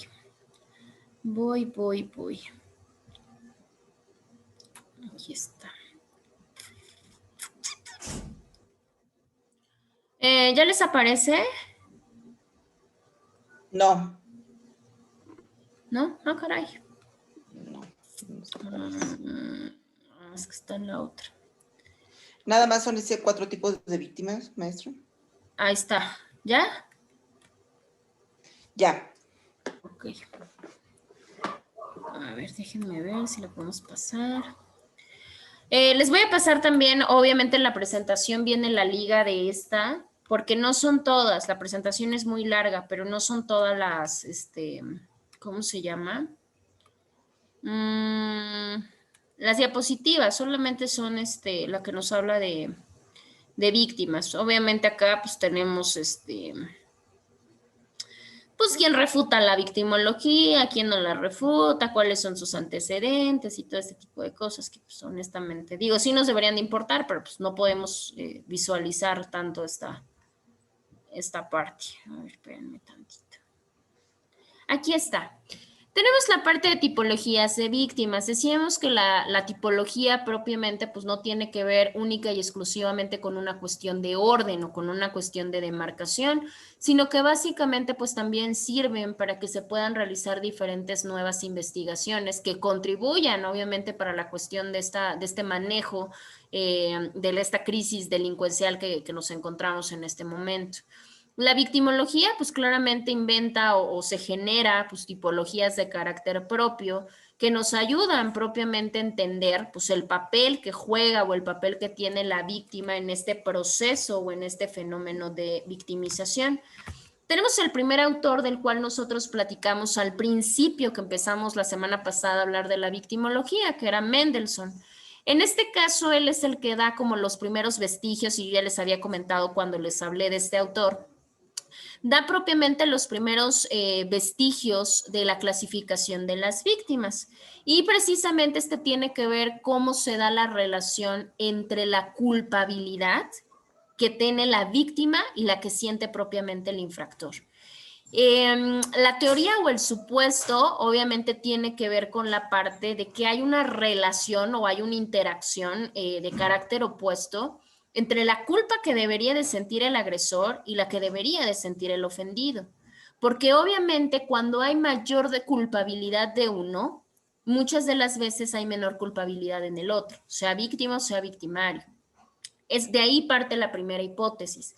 La segunda tiene que ver con la parte de las relaciones que mantienen tanto el victimario como la víctima, porque se dice que estas relaciones siempre tienen un origen de carácter biopsicosocial. Esto también ya lo habíamos platicado. Recordemos que el ser humano tiene partes que generan la cuestión de la biología, la cuestión de la psicología y la cuestión de la sociología, que muchas de las veces las relaciones entre el criminal y la víctima no necesariamente tienen que ver con el victimario, sino que tienen que ver con la parte de la personalidad de la víctima. Entonces, es de ahí de donde parte Mendelssohn con estas dos hipótesis y obviamente pues a partir de ahí pues ya se puede surgir.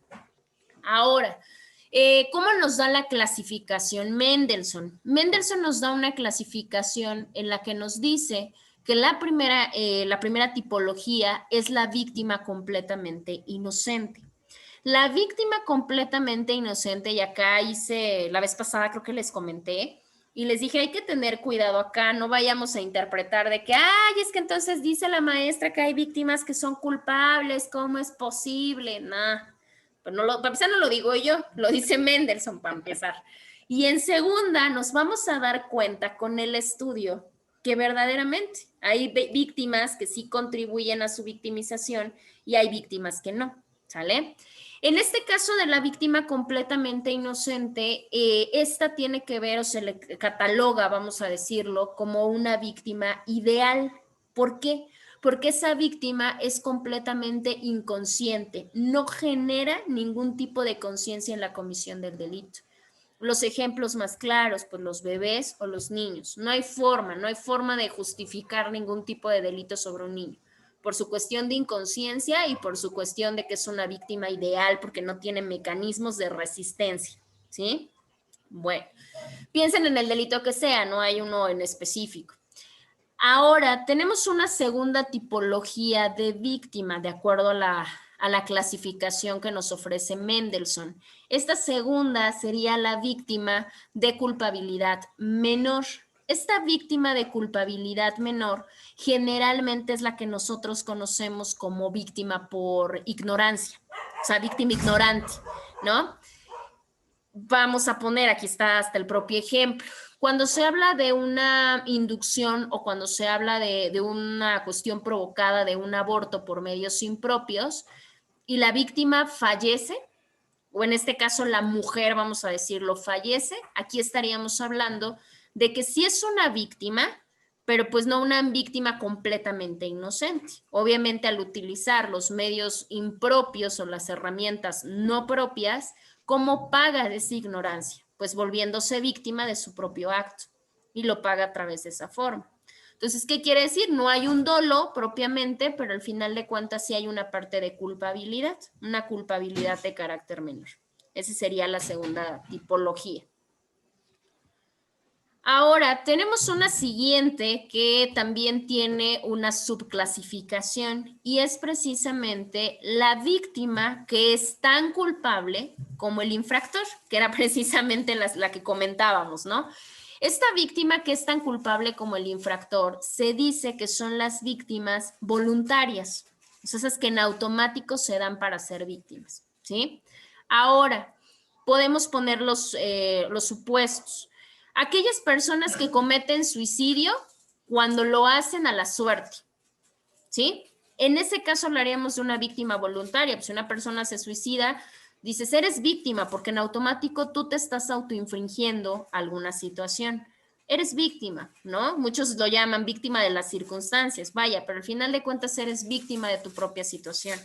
Y esa situación pues claramente sí es buscada, porque el suicidio no solamente se da porque sí, o sea, piensen en el modus que quieran de suicidio, no es porque sí, o sea, no es de, ay, me morí, no, o sea, la realidad es que hay una parte consciente en el suicidio que sí me vuelve en esta cuestión culpable. Ahora, tenemos la parte de un suicidio también en la misma tentativa, pero es algo que se llama suicidio por adhesión. ¿Cómo se maneja la parte del suicidio por adhesión? ¿Sí? Puede funcionar en algún grado como la parte de la eutanasia, ¿sí? ¿Por qué? Vamos a pensar en una víctima que tiene una enfermedad que aparte de que médicamente ella es incurable, pues obviamente ya los dolores son insoportables y la persona pide que la priven de la vida. Está siendo víctima, porque obviamente se le está cometiendo la parte del homicidio, pero pues a la vez es un suicidio, porque fue a petición de, por ciertas causas. Entonces acá diríamos, en el caso de México, pues no está autorizado, pero vamos a pensar en países europeos donde sí está autorizada la eutanasia. Aquí no podríamos decir que si se da la eutanasia, que técnicamente es un suicidio, pero que a la vez es un homicidio, no podríamos decir que es culpable nada más y exclusivamente el doctor que lo perpetró. Aquí estaríamos hablando de las dos partes. Por eso se dice que es una víctima tan culpable propiamente como el infractor. Sobre todo en nuestro caso, ¿no? Que pues no está autorizado en nuestro país. Otro ejemplo de suicidio por adhesión, estos pactos suicidas.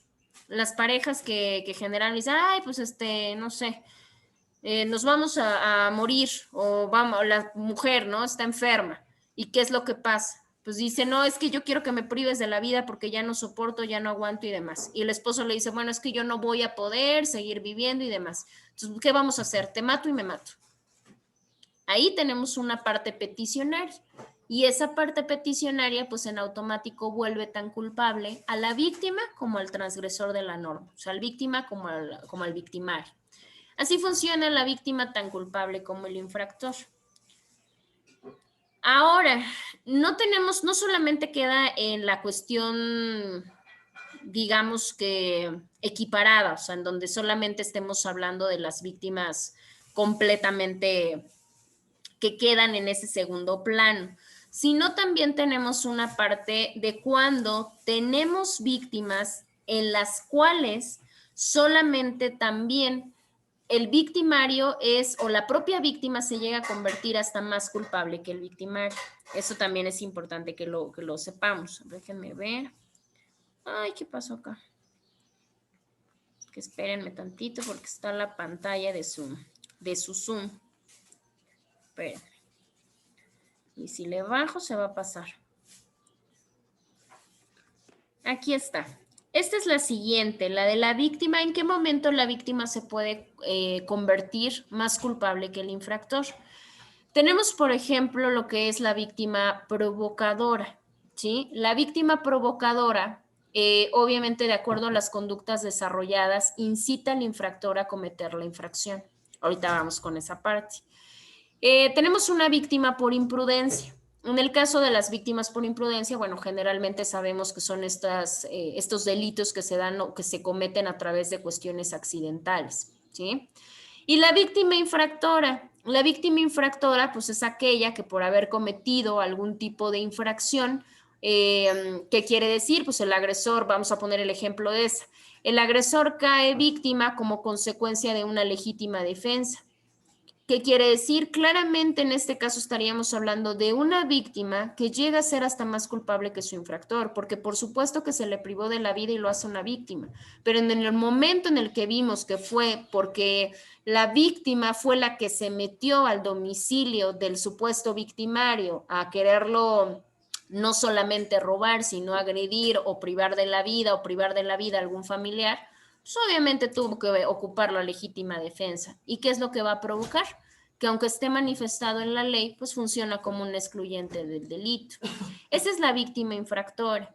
En el caso de la imprudencia, pues lo que siempre hemos manejado, pues si yo voy manejando un vehículo a alta velocidad, pero resulta también que la persona, digamos la víctima, atropelló a alguien, pero resulta que ese alguien, pues también se pasa a media calle en semáforo en verde.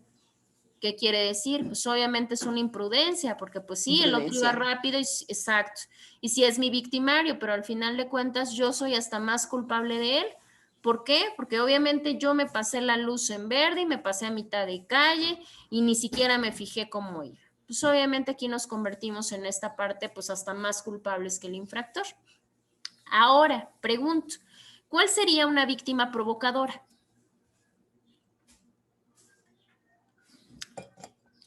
La provocadora dice que incita al infractor a cometer la infracción. Alguien que, por ejemplo, pasa por una zona muy peligrosa trayendo alhajas, ¿no? O sea, sabemos que es una calle donde hay mucho ladrón y yo paso con muchas alhajas o con algo muy caro a la mano, un celular muy, muy caro, o dejo mi bolsa abierta, o no estoy provocando que me asalten, no. Pues eso entraría más en la siguiente, en la anterior categoría, en que son probablemente igual de culpables.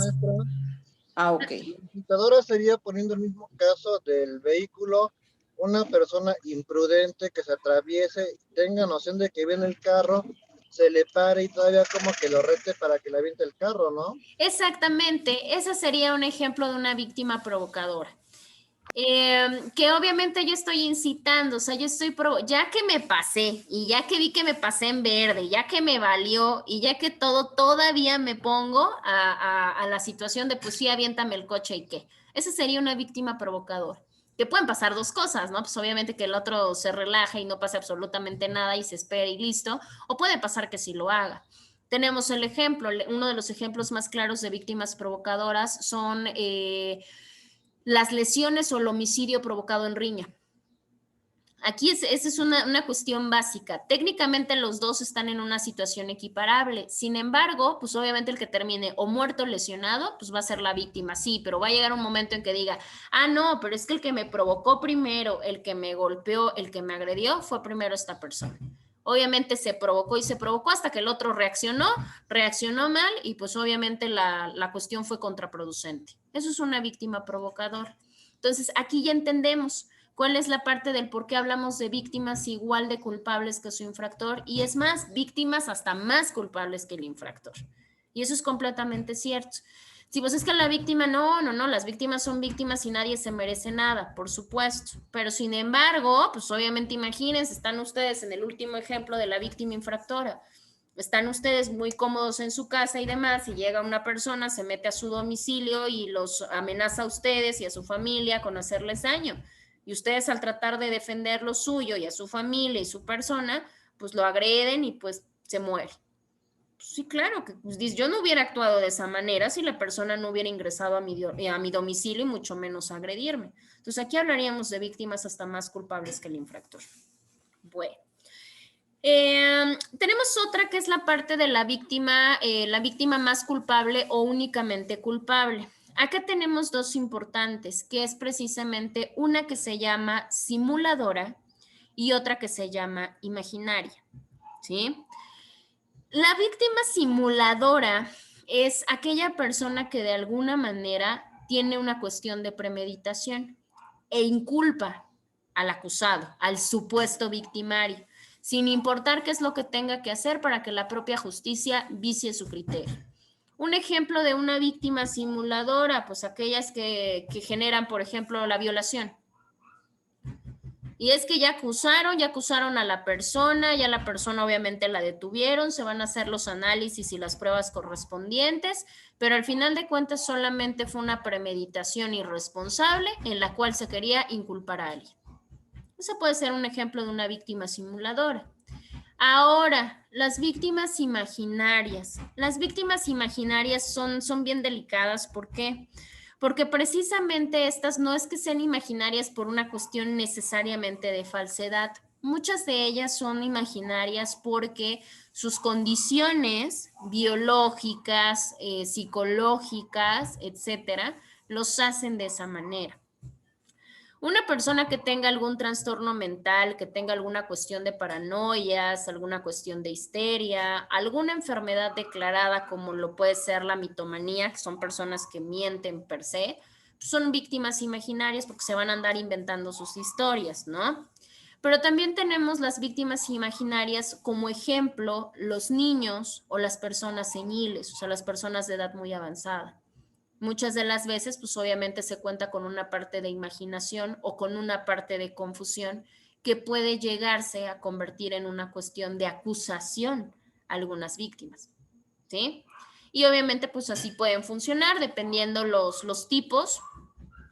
Claramente todas tienen que ser sujetos a investigaciones, eso pues, es claro, porque el Estado tiene que darnos esa parte de seguridad jurídica, pero pues muchas de ellas cuando ya se hacen los estudios, cuando ya se hacen las investigaciones, bueno, pues se puede notar algún tipo de trastornos o algún tipo hasta de enfermedad mental. Entonces, en ese caso estaríamos hablando de las víctimas imaginarias, en las cuales pues solamente pueden ser o más culpables o únicamente se quedan en víctimas culpables, ¿no? Porque pues en este caso pues están imaginando la situación. Bueno. Déjenme pasarle.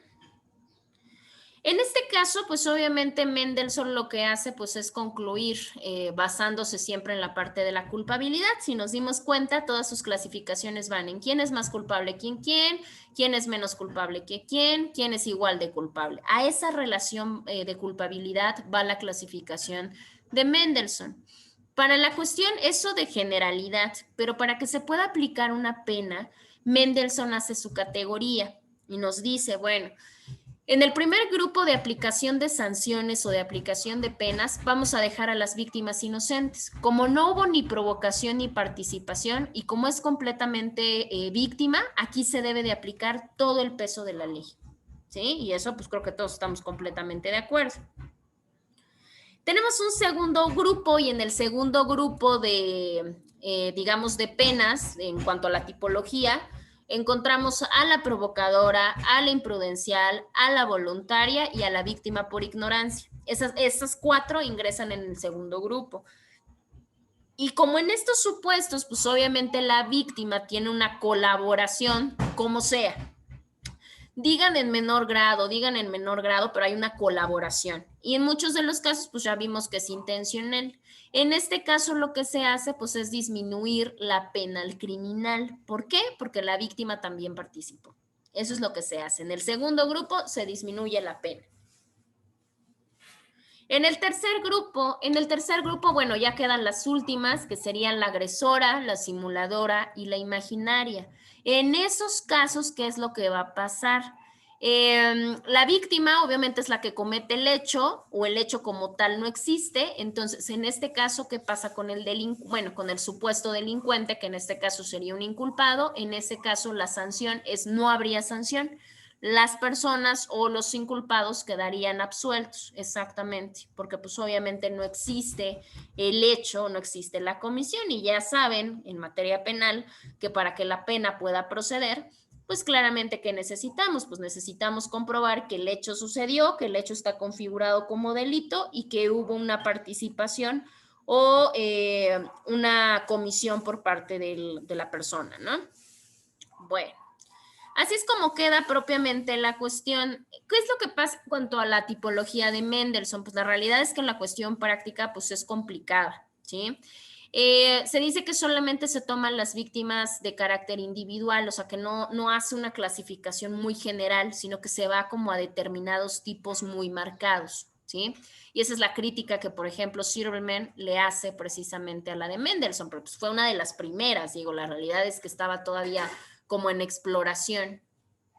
Y obviamente, pues en el punto de las categorías legales, pues obviamente esto ha variado muchísimo, porque recordemos que ya tenemos también muchas excepciones, ya tenemos excluyentes del delito, ya tenemos causas de justificación que obviamente han hecho que todo esto se pueda ir modificando. Ahora, también otra crítica que se le da a la de Mendelssohn, recordemos que él es criminólogo. Y la crítica viene por parte de la cuestión psicológica, porque pues también nos dice, bueno, es que como que agarrar de punto de partida la cuestión de culpabilidad, pues obviamente es una cuestión delicada, que fue lo que yo les planteé en un principio. Y obviamente pues no se encuentra completamente delimitada, ¿no? O sea, que más que hablar de una culpabilidad, ¿por qué no hablar de una cuestión de responsabilidad? Podría ser, ¿no? Pero bueno, pues es válido. Ahora tenemos la siguiente clasificación, que es precisamente del autor que también platicamos la sesión pasada, y yo creo que terminamos nada más esta, le damos la introducción y pasamos a checarlo de la plataforma para que obviamente ya podamos salir también.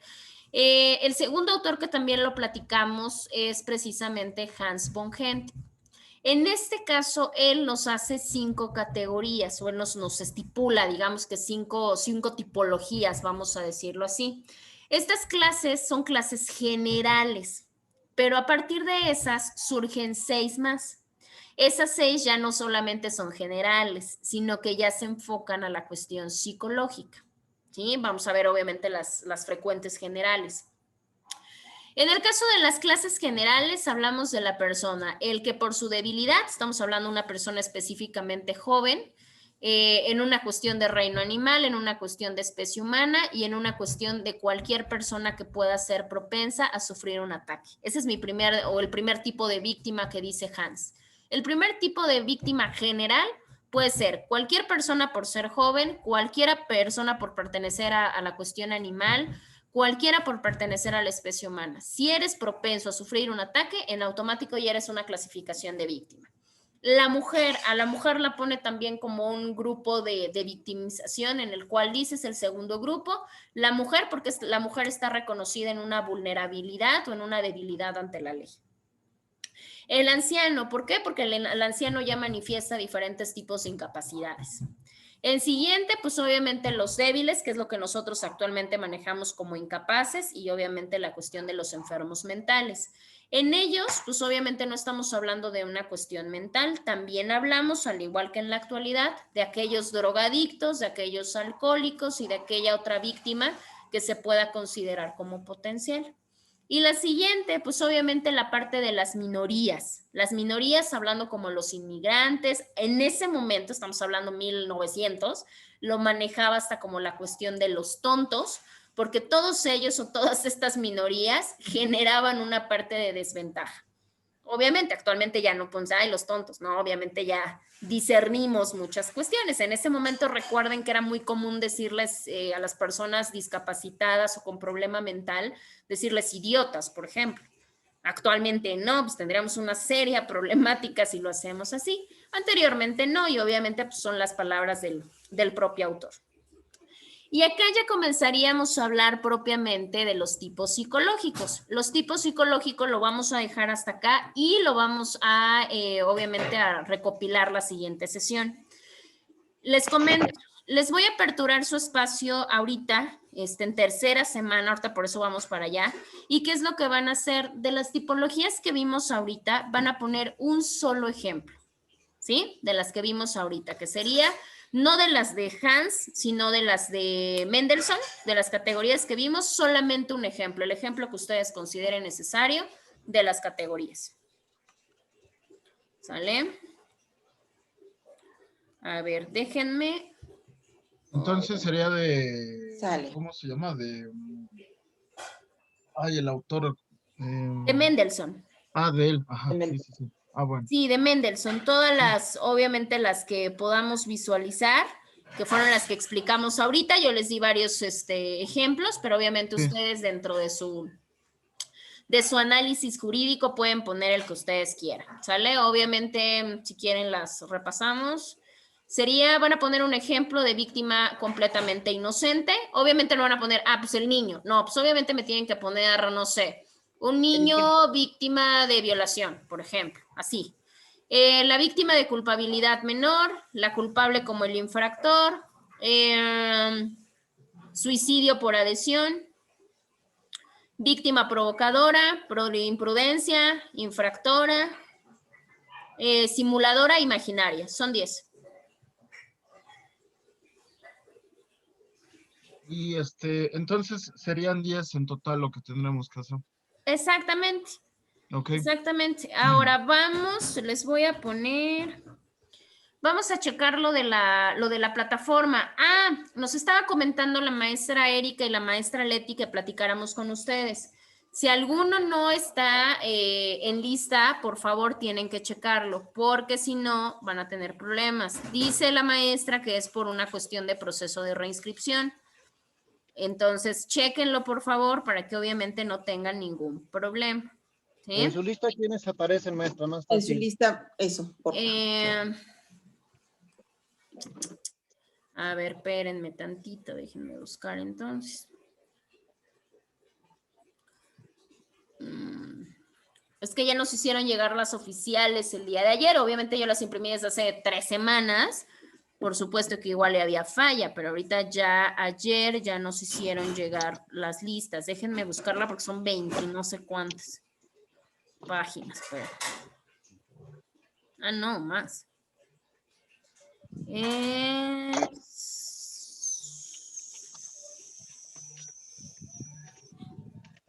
Pero sí, sí me faltan varios. Creo que nada más me aparecen 3. Ahorita les digo, espérenme tantito. Psicología, no, este es de... Aquí están. Solamente me aparece Alicia, Vicente y Miguel Ángel. Son los únicos que me aparecen. Entonces, obviamente, si alguno tiene alguna problemática de reinscripción o lo que ustedes tengan, pues obviamente chéquenlo, por favor, con su...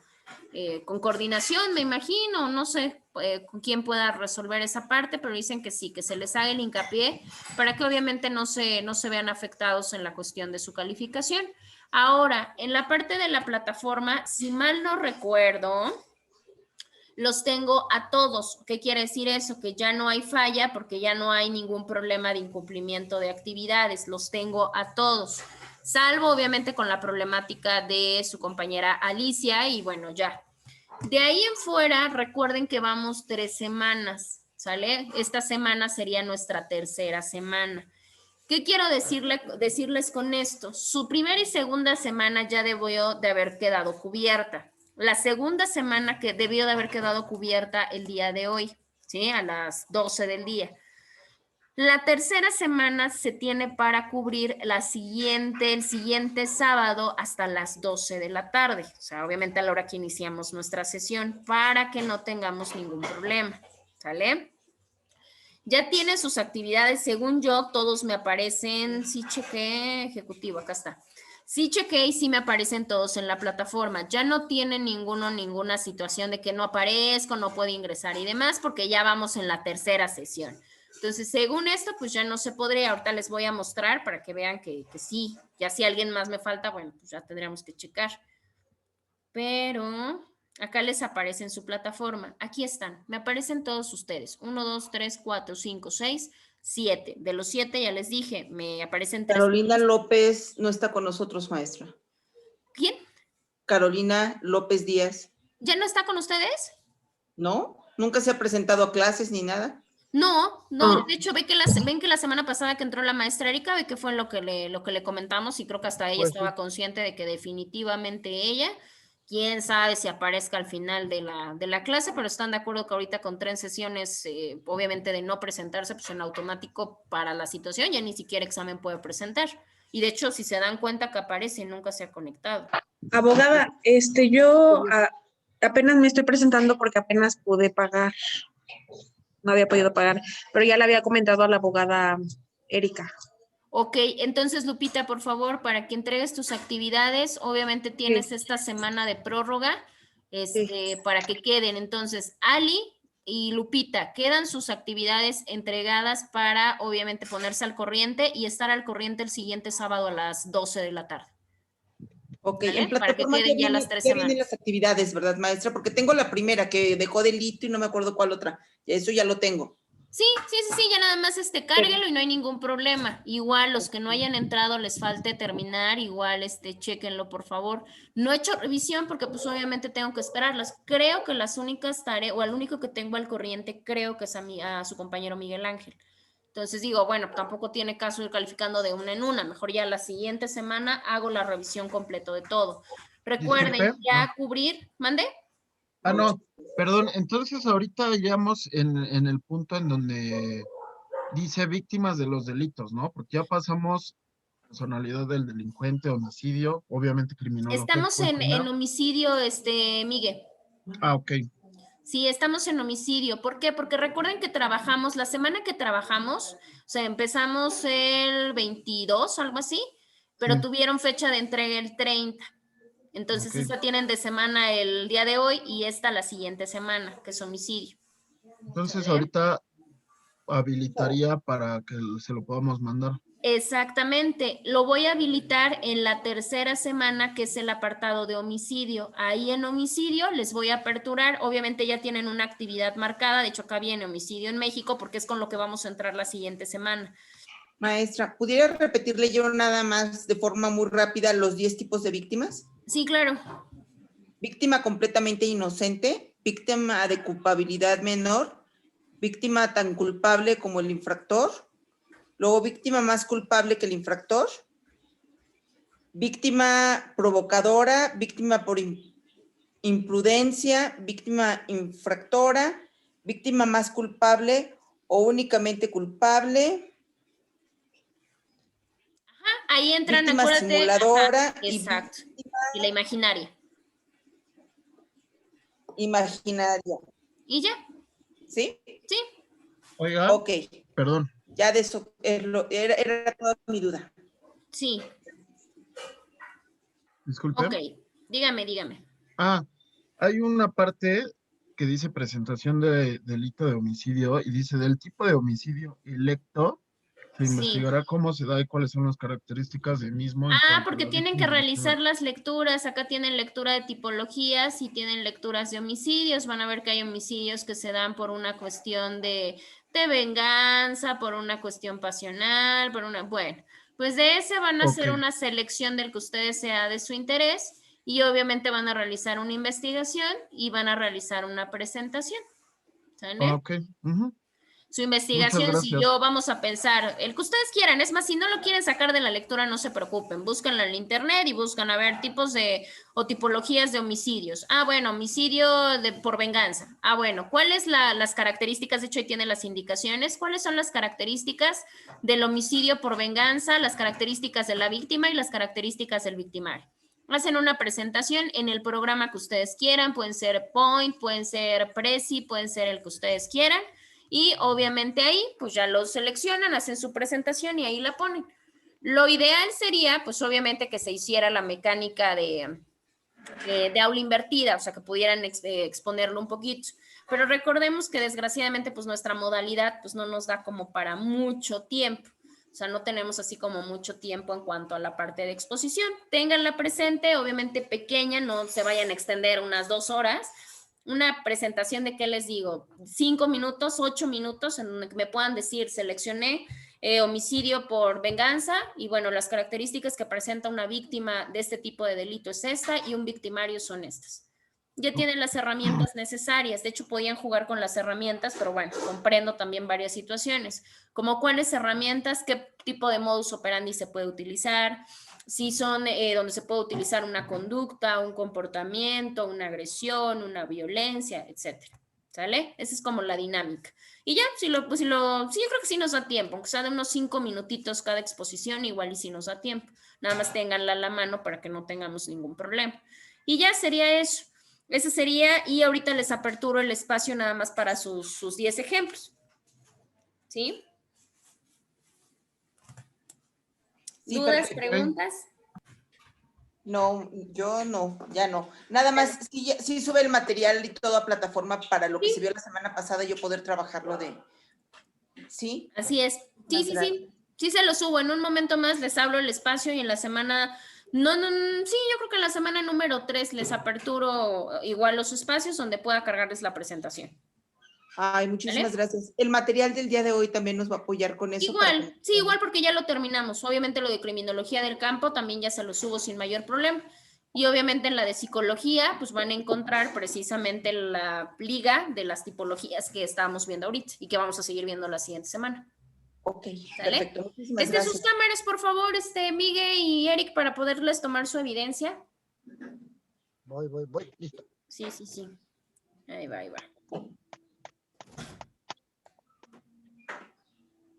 Ahí está, sí salieron, perfecto. Pues entonces así le hacemos, ya la siguiente semana entonces estamos escuchándonos y viéndonos y ya de todos modos cualquier duda que tengan, pues ya saben que un mensajito y bueno, pues ahí vamos resolviendo dudas, ¿sí? Gracias, Muchas gracias. Cuídense mucho, que tengan bonito fin de semana. Gracias, hasta luego. Adiós, gracias a ustedes. Bye.